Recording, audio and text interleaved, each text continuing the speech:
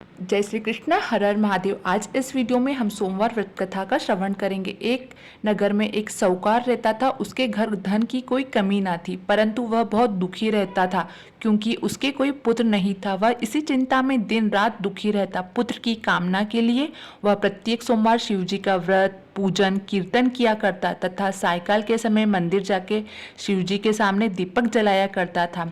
उसको इसी भक्ति भाव को देखकर एक समय माता पार्वती ने भगवान शिव से कहा, प्रभु, यह साहूकार आपका अन्याय भक्त है, सदैव आपका पूजन एवं व्रत बड़ी श्रद्धा के साथ करता है, आपको इसकी कामना पूर्ण करनी चाहिए। शिव जी ने कहा, हे पार्वती, यह संसार कर्म क्षेत्र है। किसान खेत में जैसा बीज बोता है वैसा ही फल काटता है। उसी तरह मनुष्य संसार में जैसा कर्म करते हैं वैसा ही फल भोगते हैं। माता पार्वती ने अत्यंत आग्रह से कहा, प्रभु, जब यह आपका भक्त है और उसको किसी प्रकार का दुख है तो उसे आपको अवश्य दूर करना चाहिए। आप तो सदैव अपने भक्तों पर दयालु होते हैं और उनके दुखों को दूर करते हैं। यदि आप ऐसा नहीं करेंगे तो मनुष्य आपका पूजन तथा व्रत क्यों करेंगे। माता पार्वती का ऐसा आग्रह देख शिव जी बोले, हे पार्वती, इसको कोई पुत्र नहीं है। इसी चिंता में यह अत्यंत दुखी रहता है। इसके भाग्य में पुत्र ना होने पर भी मैं इसको पुत्र प्राप्ति का वर दूंगा, परंतु वह पुत्र केवल 12 वर्ष तक ही जीवित रहेगा। इसके पश्चात वह मृत्यु को प्राप्त हो जाएगा। इससे अधिक में इसके लिए और कुछ नहीं कर सकता। माता पार्वती और भगवान शिव का वार्तालाप साहूकार सुन रहा था। इससे उसको ना तो प्रसन्नता हुई और ना ही दुख हुआ। वह पूर्व की तरह शिव जी का व्रत और पूजन करता रहा। कुछ समय बाद साहूकारनी स्त्री गर्भवती हुई और 10वें महीने में उसने एक सुंदर पुत्र को जन्म दिया।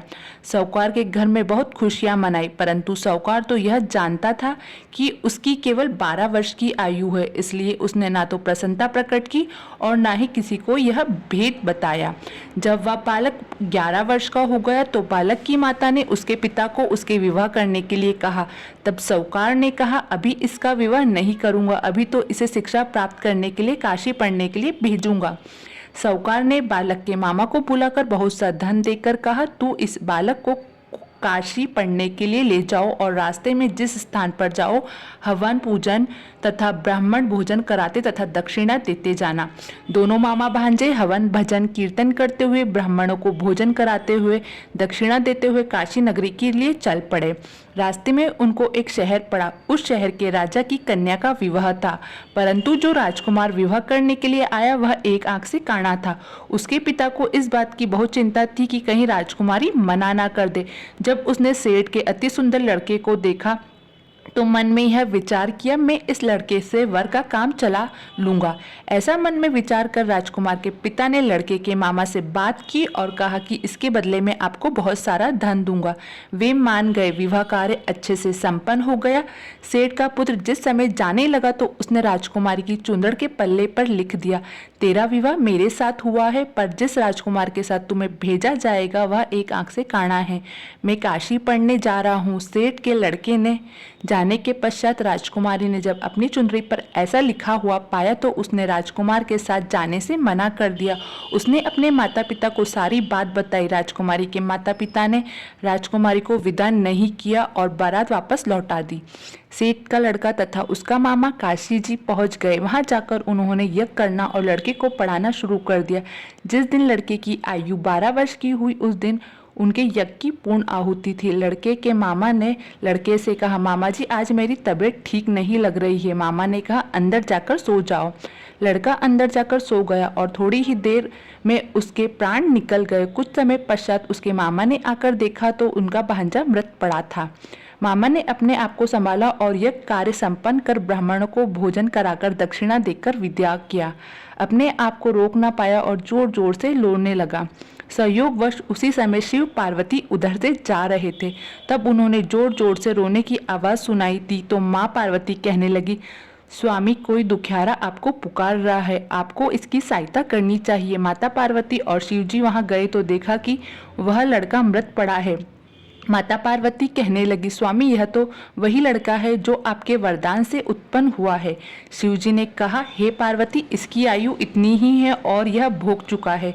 पर कोमल मन माँ पार्वती ने कहा, स्वामी, इसको जीवन दान तो नहीं तो इसके माता पिता तड़प तड़प के मर जाएंगे। माता पार्वती के बार बार आग्रह पर शिवजी ने भगवान ने उसको जीवन दान दिया। शिवजी की कृपा से लड़का जीवित हो गया। उसके मामा अत्यधिक प्रसन्न हो गए। शिवजी और माँ पार्वती कैलाश पर चले गए।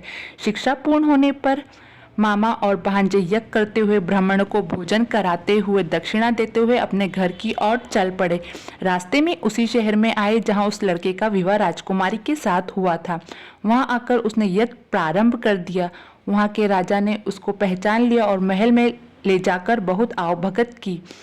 बहुत से दास दासिया सहित अपनी राजकुमारी को जमाई के साथ विदा कर दिया। जब वे अपने शहर के निकट आए तो मामा ने कहा, आपका पुत्र आ गया है। उसके पिता शिव जी के मंदिर में बैठे थे। उन्होंने संकल्प कर रखा था कि यदि मेरा पुत्र मृत आया तो मैं शिव जी के चरणों में अपना सिर पटक पटक कर प्राण त्याग दूंगा। लड़के के मामा ने आकर यह समाचार दिया कि आपका पुत्र आ गया है, अपनी पत्नी को साथ लेकर बहुत सा धन लेकर आया है। तो सेठ प्रसन्नता से भर उठा और बार बार भगवान को धन्यवाद किया।